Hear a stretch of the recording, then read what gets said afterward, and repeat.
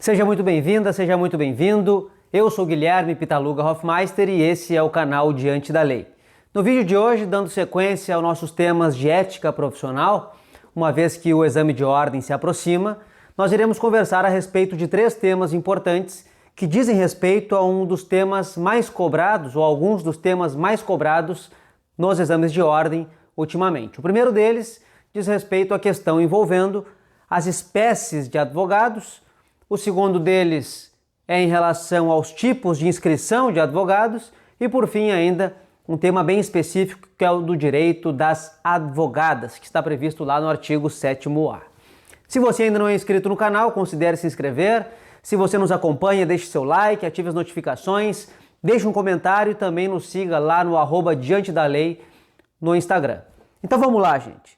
Primeiro então vamos falar a respeito do tema envolvendo os tipos de inscrição. O primeiro tipo de inscrição, que é o mais óbvio e natural que nós pensemos, é a inscrição principal. O que significa falar em uma inscrição principal?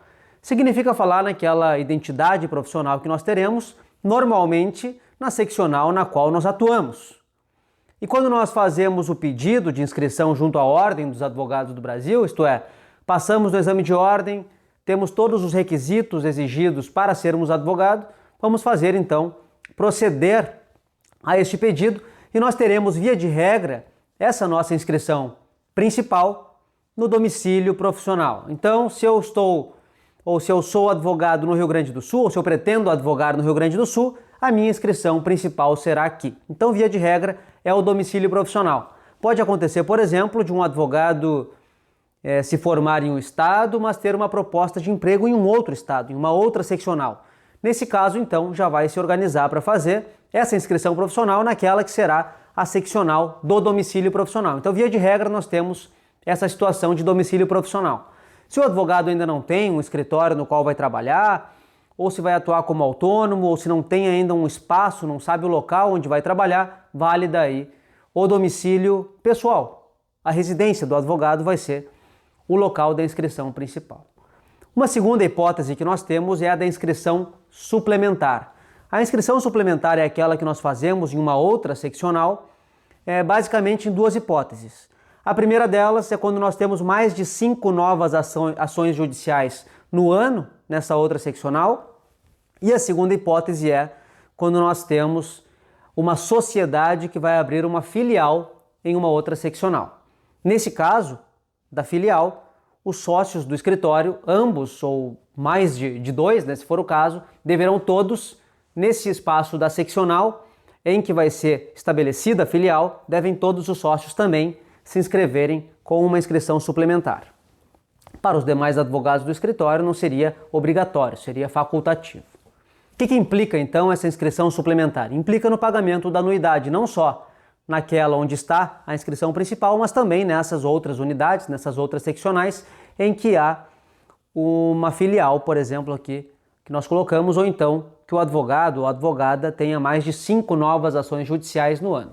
Existem algumas exceções, como, por exemplo, impetração de habeas corpus, advocacia administrativa, advocacia para cumprir precatória, ou prestar algum tipo de assessoria ou consultoria, enfim. Eu vou deixar um card aqui em cima em que eu explico um pouco melhor esses temas.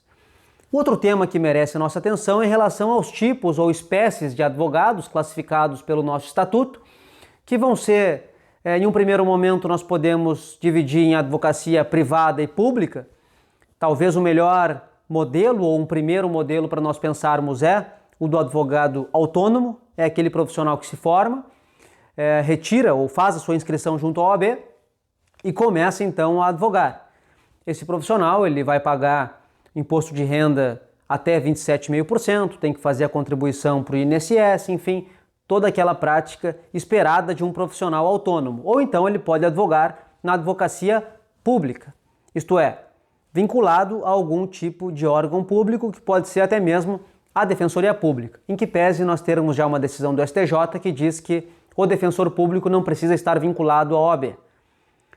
Desde o entendimento da OAB, nós temos que toda advocacia pública deve sim estar regular com a Ordem dos Advogados do Brasil, inclusive pagando a anuidade. Então nós temos a advocacia privada e a advocacia pública. Dentro da advocacia privada, citamos agora o exemplo do advogado autônomo, nós podemos ter ainda um regime de sociedade. Essa sociedade pode envolver mais de um advogado ou pode envolver apenas aquele advogado individualmente que pode constituir uma sociedade individual de advocacia.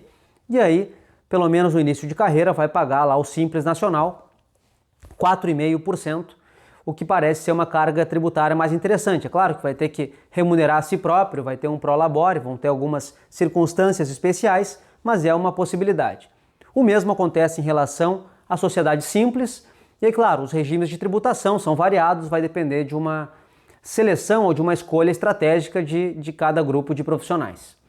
Nós podemos destacar ainda a pessoa ou a figura do advogado associado. O advogado associado ele não tem um vínculo empregatício e eventualmente pode ser contratado por uma sociedade de advogados, individual ou com mais de um advogado, para prestar algum serviço específico. Pode haver um escritório, por exemplo, em que há uma especialização lá no direito criminal, por exemplo, e surge uma demanda civil.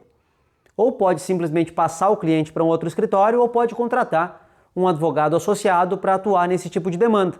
O advogado associado ele não vai agir com um regime empregatício, não vai ter vínculo empregatício. Ele vai fazer o seu próprio horário, ele vai agir dentro daquilo que ele compreende ser mais adequado dentro daquele procedimento. O advogado empregado não. O advogado empregado ele vai estar sujeito a todas aquelas hipóteses do vínculo empregatício, isto é, habitualidade, onerosidade, pessoalidade no trabalho e ainda a subordinação. Em relação à subordinação é que vai haver apenas uma pequena diferença em relação ao que seria o regime de subordinação de um trabalhador de outras áreas.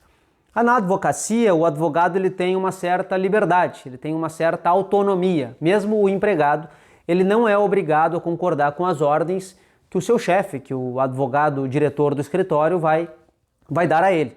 No sentido de que, se ele atende um cliente e compreende que a melhor ação ou a melhor forma de atuar em um determinado processo é pedir um reexame, enfim, uma nova leitura por parte do juízo, e seu chefe diz que a melhor hipótese é um habeas corpus, esse advogado ele vai poder fazer o pedido de reconsideração. Pelo menos em tese, ele tem essa autonomia.